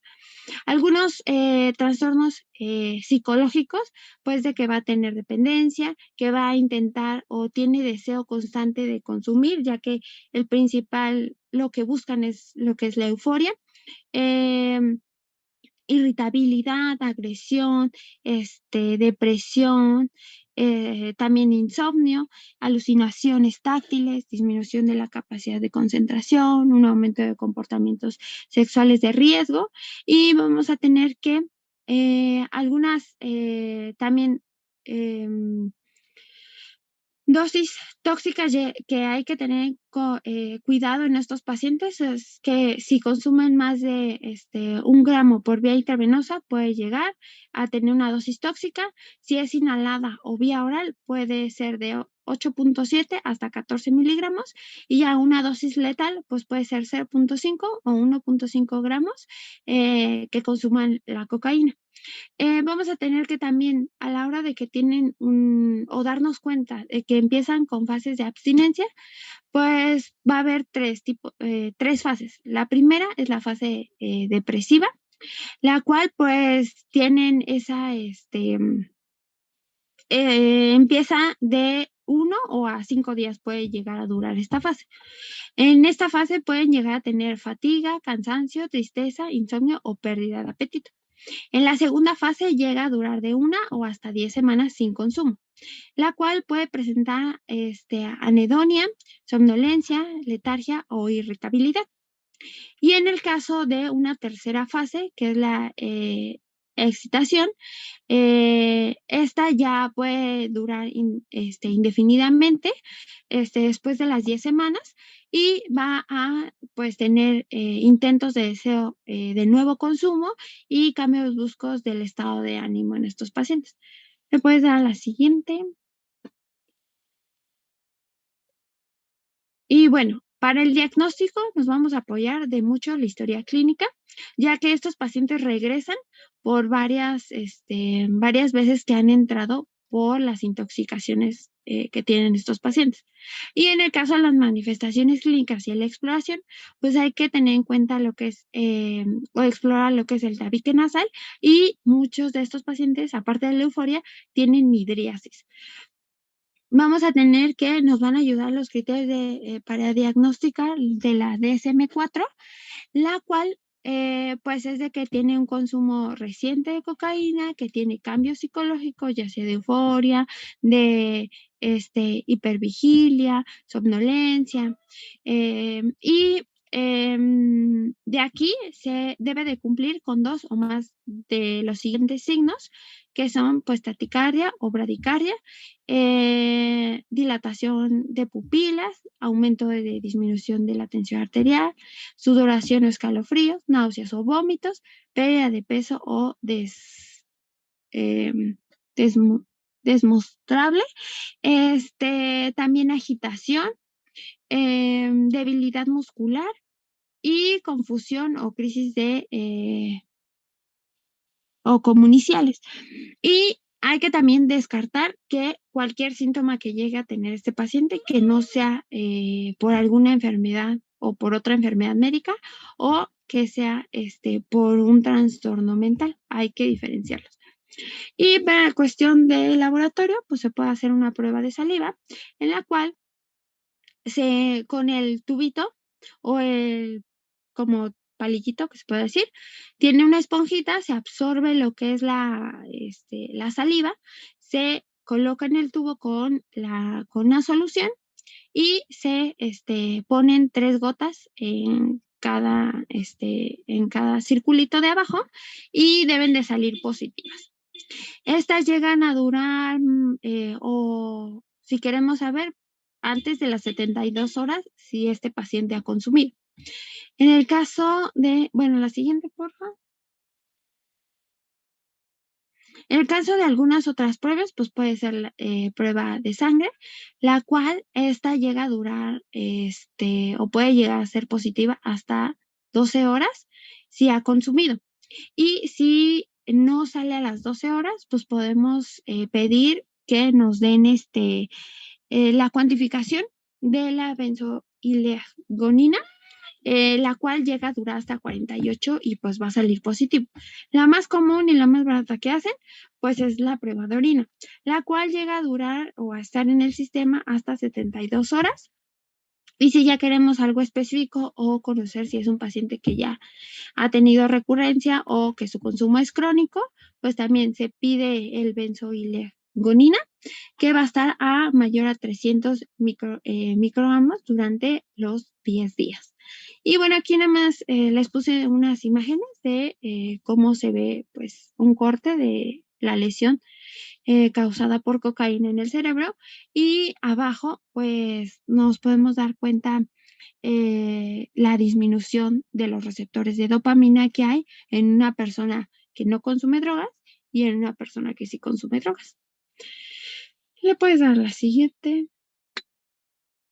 Y bueno, tratamiento cuando te llega el paciente por una intoxicación aguda, vamos a tener que se deben de monitorizar lo que son los signos vitales, respiratorios, temperatura, presión arterial, frecuencia cardíaca, y también el electrocardiograma para ver si no es alguna otra enfermedad, nada más que nada para descartar.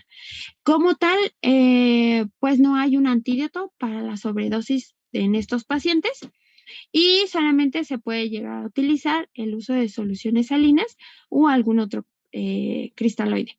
Falta un minuto. Se vuelven a conectar, porfa, y ya, ¿seguimos?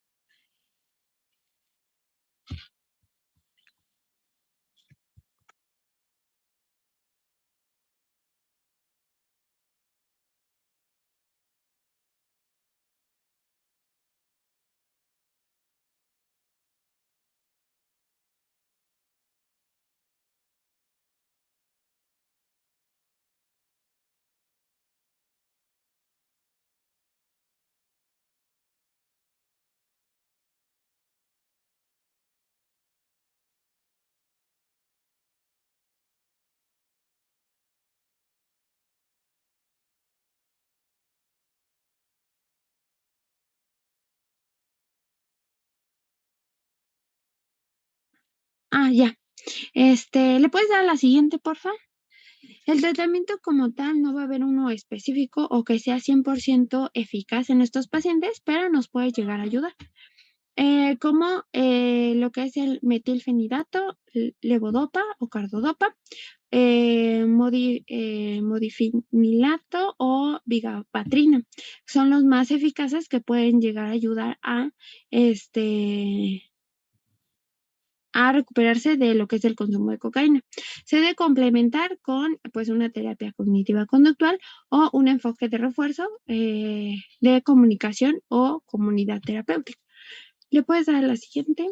A ver, deténme esa, porfa. Uh-huh. ¿De dónde es el tratamiento? ¿La bibliografía es de 2011?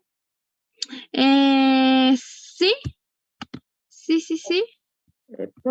¿Por qué pregunto esto? Espérenme, creo que no me veo, ¿va? Ajá. Bueno, si me veo, no me veo. Ok.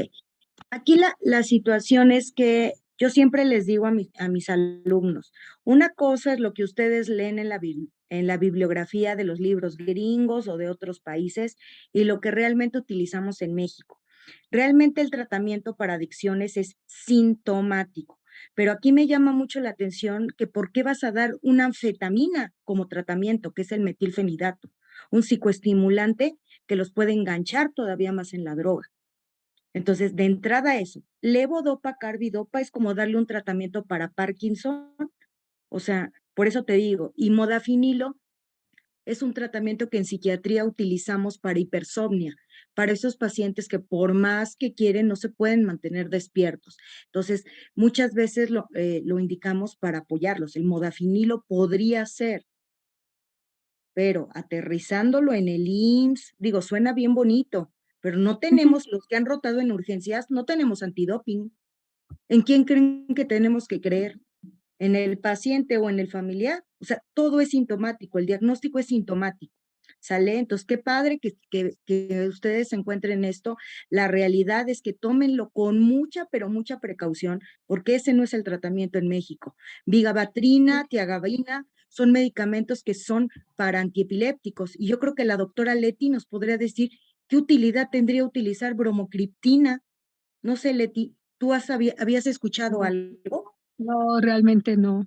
Pues No, sí entonces la es un bibliografía, dopaminérgico como tal, pero claro, a lo mejor lo tendríamos que usar a dosis muy altas, ¿no? Para que diera ese efecto como tal. Pero ajá, no, generalmente la indicación solamente es para prolactina como tal. exacto. Yo también me Ujú. quedé pensando en eso. Entonces, la verdad, yo los mandaría a revisar otra vez el tratamiento, porque todo este esquema de tratamiento que ponen, no creo que tenga ningún sentido utilizarlo. Anticonvulsivantes, ¿cuáles? Yo utilizaría medicamentos como oxcarbazepina o probablemente utilice pregabalina. ¿Por qué utilizaría yo estos anticonvulsivos? Yo utilizaría pregabalina porque sí es un anticonvulsivo, más que un anticonvulsivo, pregabalina es un antineurítico. El neurólogo del hospital, yo lamento mucho que ustedes no quieran quedarse y sus rotaciones las hagan con los médicos de la mañana. El doctor Bouchan es un excelente neurólogo y yo les puedo decir hoy por hoy que he aprendido mucho de él, sin estar con él. Yo aprendo de sus notas del doctor Bouchan. Y el doctor Bouchan utiliza pregabalina para dolor de tipo neuropático, para dolor de tipo neuralgia del trigémino, neuropatía ciática, todo ese tipo de neuralgias. El doctor cefaleas crónicas utiliza pregabalina y gabapentina con gran éxito. ¿Por qué psiquiatría usa este tipo de medicamentos?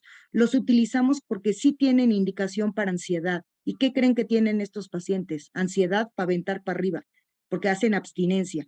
Y no les vamos a dar una benzodiazepina porque sabemos de entrada que se van a enganchar.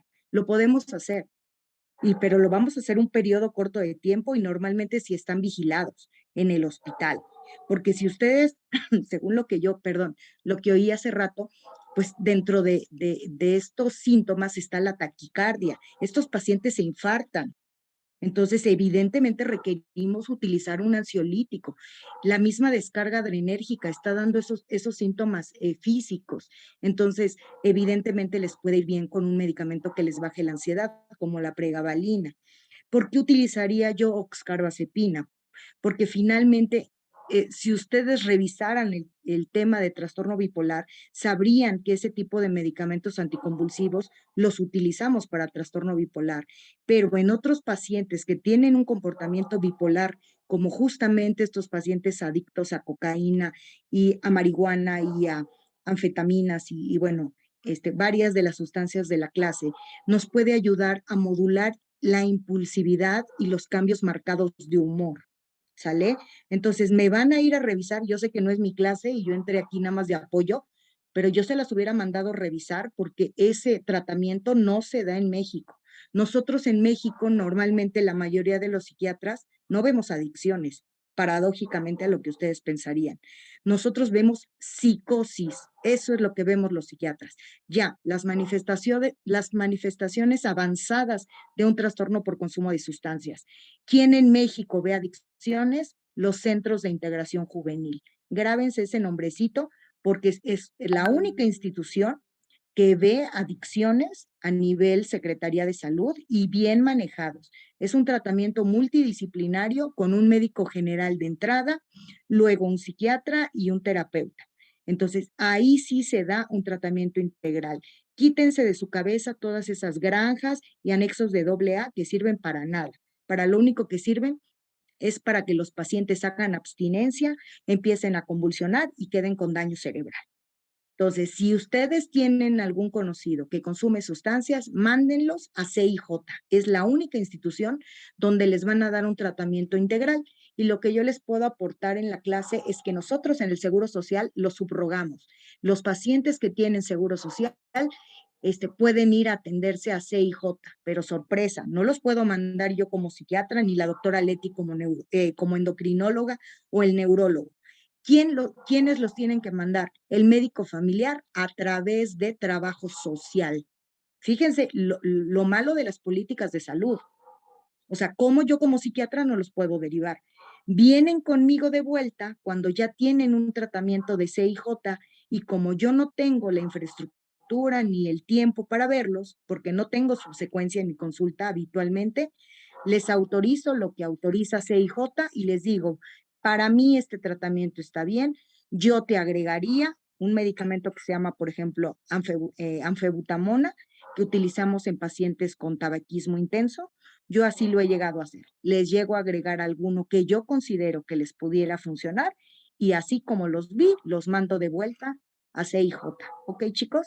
Síganle, por favor. Sí.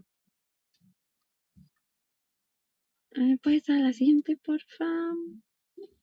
Ok, bueno, ahora vamos a hablar de los opioides, los cuales, pues el término opiáceo se utiliza para referirse al compuesto que procede de lo que es el opio, y mientras que el opioide es la sustancia endógena o exógena que tiene un efecto análogo o a la morfina de analgesia. Como tal, pues el trastorno de consumo de opioides debe de ser el consumo de más de 12 meses de opioides, y se considera o está clasificado en la Ley de Sustancias Controladas de clasificación 2 también. Después a la siguiente. Bueno, vamos a tener que viene o también conocido de la planta amapola o ardomidena, o conocida como papaver somnífera, el cual pues es un opioide que es el jugo extraído de la cápsula de la amapola. Y vamos a tener que, pues, a nivel productor, ilegalmente, pues está México, Afganistán y Vietnam. Algo importante que debemos de manejar, pues, son los conceptos de intoxicación, la cual, pues, son grandes cantidades de consumo de opioides que puede producir la sedación y depresión respiratoria. La abstinencia, que es el desarrollo de un síndrome especializado de sustancias debido al cese o reducción de lo que es el consumo de esta sustancia, y que llegan a tener síntomas físicos como náuseas, diarrea, escalofríos y dolores corporales. Y los síntomas suelen empeorar 2 o 3 días después del último consumo. Y la tolerancia, pues, es la necesidad de aumentar la dosis de la sustancia para lograr el mismo efecto deseado, que siempre quieren regresar al mismo estos pacientes. ¿Le puedes dar a la siguiente, por favor? Y bueno, epidemiológicamente, el opioide legal que se llega a ocupar lo hacen principalmente los países de Australia, Turquía, Hungría, Francia, India y España. En el 2020 se llegó al consumo de 3.4% o equivalente a 9.5 millones abusaron de este opioide o de alguno de los opioides, y el mayor consumo es en adultos jóvenes de 18 a 25 años. Y como podemos ver, los más consumidos es la metanfetamina y la heroína, que la heroína llega a tener un consumo de 902,000 personas que consumieron en el 2020. Y aquí en México, el 6% de los consumidores crónicos utilizan opioides y mayormente pues son hombres. ¿Me puedes dar la siguiente? Y bueno, el consumo puede ser por diferentes, ya sea por vía intravenosa, intramuscular, fumada, subcutánea o vía oral. Las principales indicaciones terapéuticas que se dan estos opioides, pues puede ser porque presenten un dolor agudo crónico, tos, disnea, edema agudo de pulmón, desintoxicación por opioides, prevalencia de recaída de opioides, tratamiento al alcoholismo, prevención de también se da como analgesia durante lo que es la anestesia, y va a jugar un papel muy importante por los factores de riesgo. En el caso, pues, la edad de los rangos de 18 a 25 años, que sean hombres, que tengan alguna otra toxicomanía como tabaquismo, alcoholismo, que tengan antecedentes familiares, que presenten un dolor crónico y pues se ha visto que también personas pobres pues es muy común que sea esto, el consumo. ¿Le puedes dar la siguiente? Y bueno, los opioides son muy utilizados para la escala del dolor, principalmente se van a ocupar en los escalones 2, 3 y 4 y va a depender de si se pueden ocupar opioides débiles o opioides fuertes. ¿Le puedes dar la siguiente? Y bueno, se va a clasificar dependiendo si hablamos del potencial analgésico que queramos tener. Van a ser opioides potentes o fuertes, los cuales se consideran por la morfina, fentanilo, oxicodona, ajá. Y en el caso de los débiles o los menores, pues es la codeína o el tramadol. También hay una u otra clasificación según su origen. Pueden ser naturales, como la morfina, y de aquí la filtración da a la heroína, la codeína o el dextrometanol. También los semisintéticos, que es oxicodona, tramadol o hidromorfona. Y los sintéticos más comunes, pues fentanilo, naloxona, pentacilina y algunos otros. ¿Le puedes dar la siguiente, por favor? No, déjame esa diapo, porfa. Regrésamela, porfa. Ujú. Ok, de todos estos, los que han rotado en ortopedia, anestesia, ¿cuáles les suenan conocidos? Tramadol. Tramadol, ¿para qué usan el tramadol?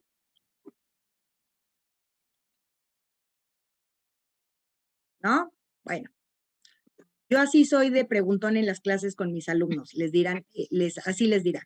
Tramadol, los que están rotando en ortopedia con el doctor Yáñez, mañana le van a preguntar para qué se usa el tramadol, para qué se usa la buprenorfina, que son medicamentos que se usan en ortopedia. Y evidentemente son los pacientes que se hacen adictos a estas sustancias en relación a dolor. Hay otros medicamentos, por ejemplo, ¿qué es el dextrometorfano? Así como me dicen mis alumnos, doctora, pero no llevamos farmacología. No, pero en cada rotación deben de preguntar y deben de saber para qué sirve cada fármaco. ¿Para qué sirve el dextrometorfano? ¿Es un antitusígeno? Exacto, es un antitusígeno. Uno diría, ¿cómo se hacen adictos? Pues sí, se hacen adictos a los jarabes de la tos que tienen dextrometorfano. Y como esos, pues otros tantos todavía más especializados y con más efecto adictivo, como la buprenorfina. Nosotros allí en el hospital tenemos buprenorfina bajo llave, solamente la autoriza anestesiología. Fentanilo, que también lo utilizan y que tiene un gran componente adictivo, los anestesiólogos. Tenemos por acá, bueno, desconozco si hay nalbufina, supongo que sí debe de haber. Y bueno, finalmente esos creo que son los más importantes que hay en el hospital. O sea, por eso deben ustedes conocer las sustancias o los medicamentos que cada uno de nosotros como especialistas recetamos. Síganle, porfa. Uh-huh. Y bueno, también hay clasificación en cuestión a los receptores, los cuales pues pueden ser, y los más comunes son los agonistas puros, los cuales van a actuar en los receptores Mu. Y estos son la heroína, el fentanilo, la morfina, el metadona. Y en el caso de los agonistas, antagonistas, va a actuar tanto en los receptores kappa como en el Mu. Y los que van a actuar, pues es nalbufin, pentazocina y butoforfanol. En el caso de los agonistas parciales, van a actuar en los receptores Mu y una de ellas es la buprenorfina. Y en el caso de los antagonistas, también actúan en los receptores Mu y este es naloxona y naloxetona también son los que llegan a actuar aquí. ¿Le puedes dar la siguiente, por favor? Y bueno, en el caso del mecanismo de acción de lo que son los opioides, vamos a tener que los receptores opioides están acoplados a proteínas G. los cuales van a generar una estimulación y van a producir una inhibición de la actividad de la adenilciclasa, la cual nos va a generar a los receptores de la concentración de AMP cíclico y la actividad de la proteinquinasa dependiente de AMP cíclico o PKA. Va a generar una disminución de la fosforilación de proteínas y se produce además una facilitación de lo que son los cierres de los canales de calcio en las neuronas presinápticas, por lo que se reduce la liberación de los neurotransmisores, así como la apertura de canales de potasio de las neuronas posinápticas, lo que nos generará una hiperpolarización de la membrana y como consecuencia una reducción de su activación. Y la administración continua de opioides pues produce cambios tanto moleculares de la expresión génica que tienen estos receptores. ¿Le puedes dar la siguiente, por favor?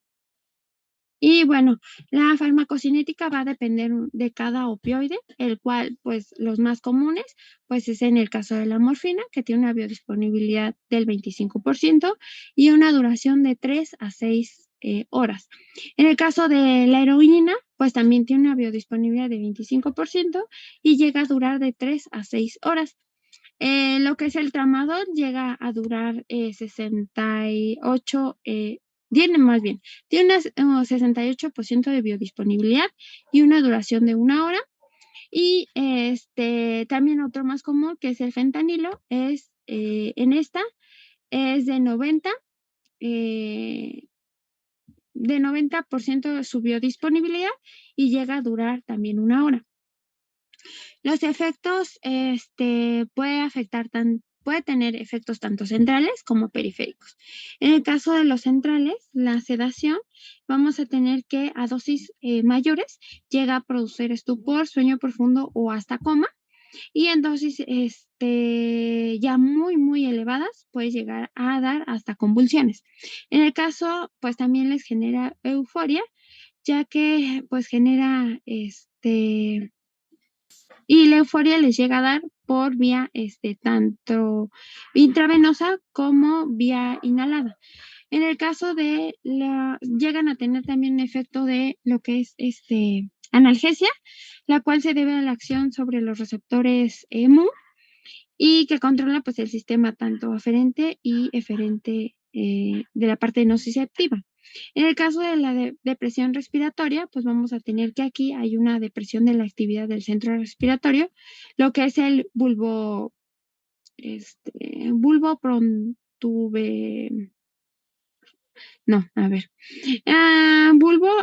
protuberación, y nos va a generar una reducción en lo que es la sensibilidad de dióxido de carbono y la hipoxia, la cual pues disminuye el volumen minuto respiratorio y afecta sobre todo pues la frecuencia respiratoria y que se haga muchísimo más amplia. También llegan a tener pueden llegar a presentar hasta apnea y vamos a tener que también algo muy importante pues es que llegan a presentar miosis, náuseas y vómitos. En cuestión a los efectos periféricos, pues la parte gastrointestinal puede llegar a tener que nos va a generar lo que es la inhibición de la actividad neurógena de los receptores de la motilidad y pues disminuye la peristalsis intestinal y se contraen pues los esfínteres. En el caso de la parte cardiovascular, pues nos puede generar una hipotensión, ya que genera o se ve afectado o hace la acción en el centro vasomotor. También llega a tener liberación de histamina, que es aparece la sensación de calor, enrojecimiento facial o prurito. Y también puede verse la parte afectada del sistema renal, ya que genera un flujo renal y posee un efecto de antidiurético en estos pacientes. Y sus dosis letales de lo que es la morfina, pues es de un 40 a un 60 miligramos por vía oral. Si hablamos de una dosis letal de heroína, es de 25 microgramos vía parenteral, y una dosis letal del fentanilo, pues debe ser de 2 a 4 gramos vía intravenosa para que sea fatal en estos pacientes. ¿Le puedes dar la siguiente? Ok. Y bueno, algo importante para el diagnóstico es la exploración física, ya que estos pacientes mayormente se los inyectan, entonces hay que ver las heridas que llegan a tener estos pacientes. También nos pueden ayudar lo que son los criterios de diagnóstico de intoxicación de la DSM-4, que también tengan pues un consumo reciente de opioides, que tengan cambios psicológicos como euforia, apatía, disfonía, y también que tenga miosis y que cumpla con algunos otros signos como la somnolencia o coma, un lenguaje facultativamente, y un deterioro de lo que es la atención o del que se vea la memoria. Espérame, regrésate. ¿Cómo es el lenguaje? ¿Qué dijiste? Facultante. Farfullante.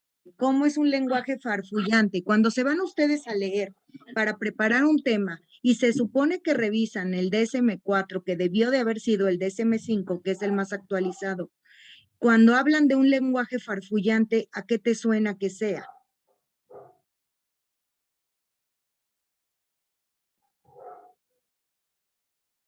¿No?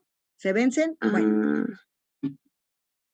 Es un lenguaje arrastrado, como cuando están, no necesariamente es disártrico. El disártrico nos habla de una situación de lesión cerebral. Cuando estás hablando de un lenguaje farfullante, normalmente así se describe el lenguaje de un paciente alcoholizado o bajo el efecto de alguna sustancia, llámese benzodiazepina o opioide, que normalmente tienen efecto sedante. Hace rato se me fue el audio porque pues yo no estaba preparada para entrar a la clase, pero en vista de mi gran amistad con la doctora Leti, pues ahí medio estoy y no estoy.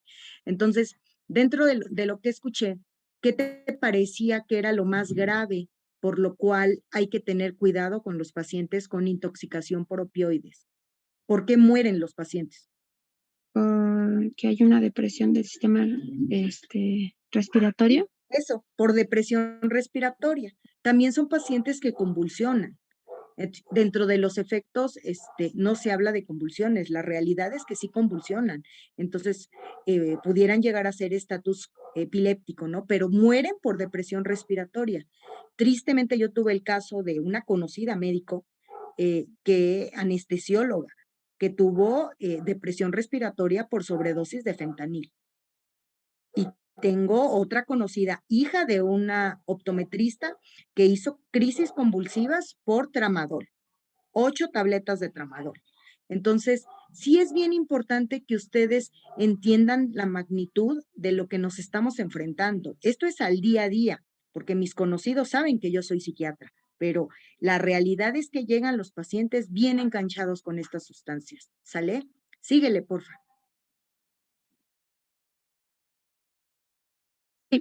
Y bueno, algunas pruebas que nos pueden ayudar, pues es la prueba de orina, y en caso de si se hace prueba de sangre, llega a durar hasta 8 horas.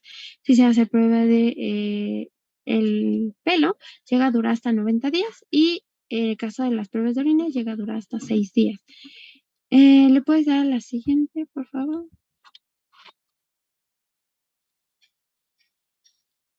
En el caso de una intoxicación por opioides, se debe actuar primero por la letra A o vía aérea, la cual pues que esté despejada, que se mantenga permeable, y si necesita apoyo de oxígeno, pues se le dé apoyo suplementario. También aquí va a acompañarse de lo que es la B, que es respuesta, o hay que estar pendiente de lo que es la respuesta respiratoria, la cual pues hay que ver las características de la ventilación, si es necesario el apoyo de también de oxígeno que se le dé a este paciente. En la parte de la C, que nos refiere a la circulación, hay que palpar pulsos, tanto periféricos, y ver el estado de perfusión que tiene este paciente. En el caso de la D, pues hay que evaluar lo que es el estado neurológico con la escala de Glasgow para ver en qué nivel o si ya está llegando a coma. Y en el caso de la E, que es la exposición, pues hay que buscar algunas lesiones que se encuentren, que llegue a tener el paciente y no las hayamos visto. Se puede dar manejo con lo que es naloxón en sus primeras dosis. Se puede llegar varias dosis para que también los síntomas vayan reduciéndose y también tener en cuenta pues los criterios de abstinencia de los opioides en estos pacientes, la cual pues hay que empezar la interrupción o que ya empiezan la interrupción. No debe ser abrupta en estos pacientes y y se le deben dar pues antagonistas de un un antagonista de algún opioide. También debe cumplir con 3 o más de los signos y síntomas como náuseas, vómito, humor disfórico, dolores musculares, lagrimeo, rinorrea, dilatación pupilar, diarrea, bostezos, fiebre o insomnio.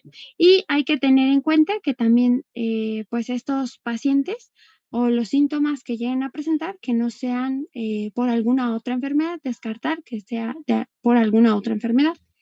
¿Me puedes dar la siguiente, por favor? Y como tal, pues tratamiento, vamos a tener que se puede dar metadona o buprenorfina, la cual pues la metadona es un agonista complemento de los receptores opioides y se llegan a dar varias dosis, se van reduciendo a estos pacientes. Hay que tener cuidado de las desventajas que tiene ya que podía prolongar pues el intervalo QT en el electrocardiograma y sus ventajas pues es de que se llega a dar una vez al día, que disminuye la tanto mortalidad como morbilidad y se puede utilizar en el embarazo si llegan a ser pues pacientes con que tengan esta adicción. Y en el caso de la buprenorfina, pues una agonista parcial de los receptores opioídicos, se puede administrar por vía sublingual o bucal. Sus ventajas, pues es que tiene una biodisponibilidad para preparación sublingual.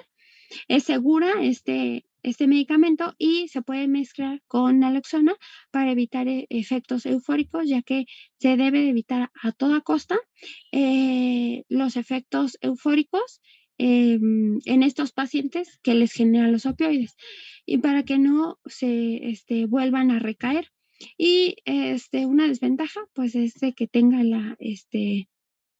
que llegue a tener requerimiento de abstinencia de opioides antes del inicio que se le empiece a dar, que no cumpla con los requerimientos que necesita este paciente.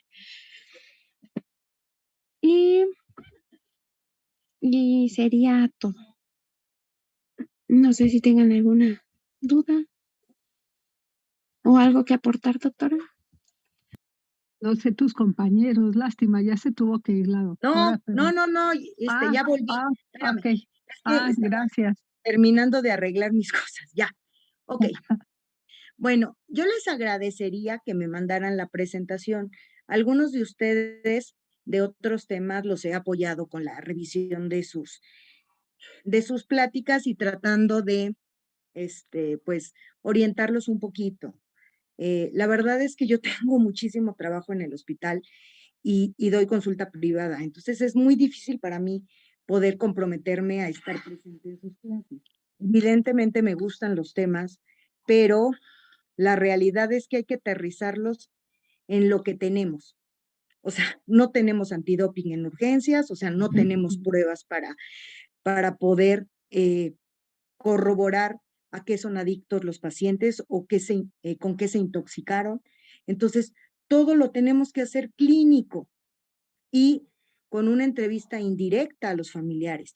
Acuérdense que el paciente llega en choque, o sea, el que menos nos va a aportar información va a ser el paciente llega infartándose, por eso llegan a urgencias. ¿Ustedes creen que llegan por su propio pie a un servicio de urgencias? Evidentemente no. Caen en paro, hacen infartos, los pacientes con metanfetaminas. La doctora Leti todo el tiempo, yo le estoy comentando los casos, hacen ataques de pánico, hasta con marihuana, que creen que es súper noble. No es cierto. Yo continuamente veo cuadros psicóticos en adultos jóvenes, hombres principalmente, entre 18 y 25 años, que hacen cuadros psicóticos por marihuana. Entonces, si alguien está en contra de la legalización de la marihuana, soy yo, porque yo veo los cuadros psicóticos. Y nosotros en el Congreso Nacional de Psiquiatría, que fue en junio de este año, el tema fue patología dual. Patología dual quiere decir que son trastornos psiquiátricos y consumo de sustancias. ¿Y qué creen? Ningún CBD está regulado. Así que en México, quien compre CBD, ese CBD trae THC. ¿Y qué es la THC? El principio activo de la marihuana, que va a condicionar todos los efectos secundarios que ya vimos. Dentro de esos, la dependencia. ¿Ok?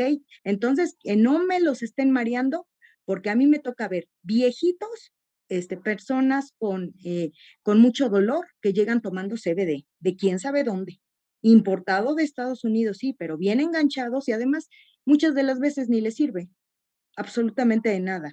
Y les cuesta 1,500, 2,000 pesos un frasco que sirve absolutamente para nada. ¿Ok? Entonces es bien importante que ustedes conozcan sobre las sustancias, porque ¿dónde lo van a ver? En urgencias. ¿Dónde lo van a ver? En pacientes que se hacen adictos por su efecto analgésico, principalmente en pacientes con secuelas por procedimientos de ortopedia. Entonces, péguense con el doctor Yáñez. De anestesio, ¿quién está en el grupo, Leti? ¿No tienen ningún docente anestesiólogo? No, en nuestro grupo no. Ok, entonces, No. bueno, de los anestesiólogos son muchos de ellos especialistas en manejo del dolor. Entonces, bueno, qué lástima que no haya nadie en el grupo de docentes, pero bueno, finalmente ustedes van a llegar al internado y cuando entren al internado, pues rotarán en cirugía, en gineco, y a veces uno hace pues amistad con los residentes o con los médicos de base de otras especialidades dentro de esos anestesios, ¿sale?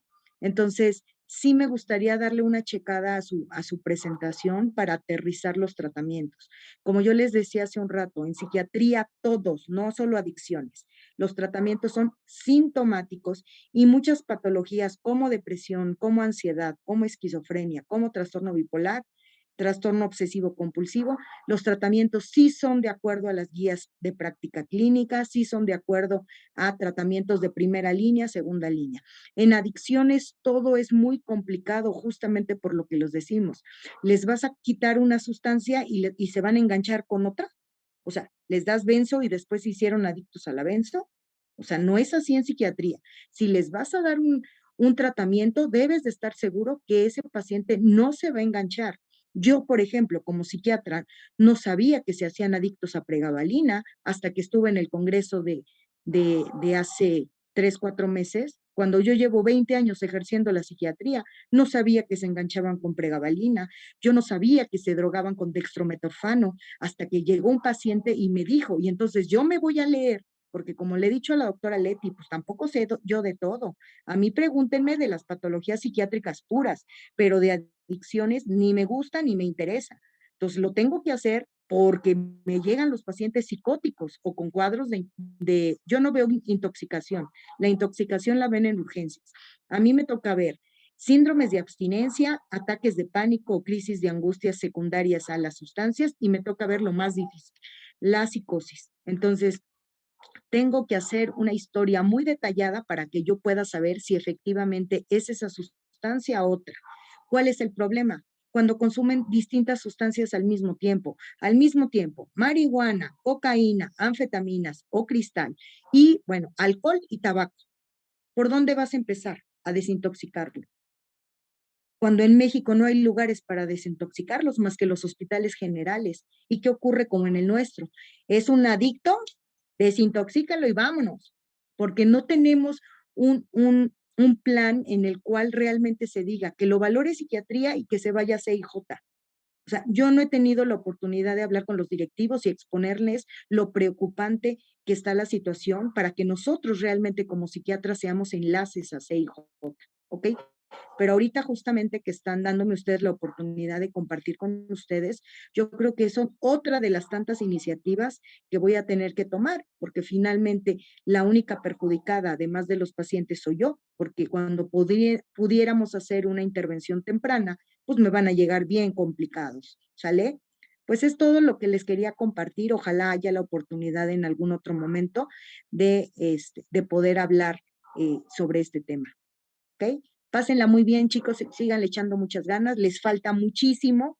La doctora Leti es expertísima en endocrino, pero si son temas psiquiátricos, no, y tú, No, y tú es llevas la 4 realidad, años, por eso yo te digo que exacto, necesito apoyo, ¿no? O sea, claro, es la claro. locura esto.